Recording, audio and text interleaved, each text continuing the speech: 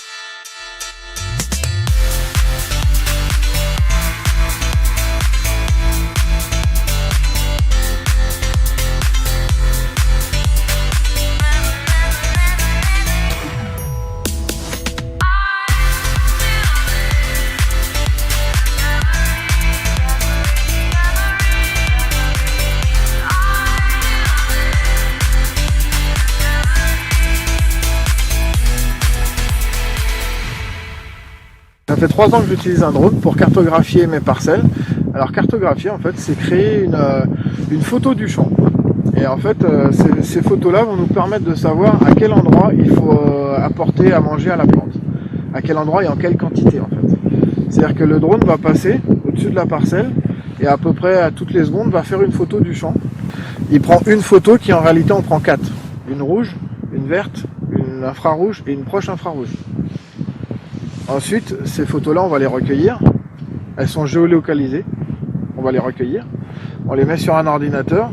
L'ordinateur va les assembler, les mouliner, comme on peut dire dans le terme technique, et va nous sortir ce qu'on appelle une cartographie. Donc là, on aura une analyse précise d'à quel endroit je dois rajouter de l'azote et en quelle quantité je dois en mettre.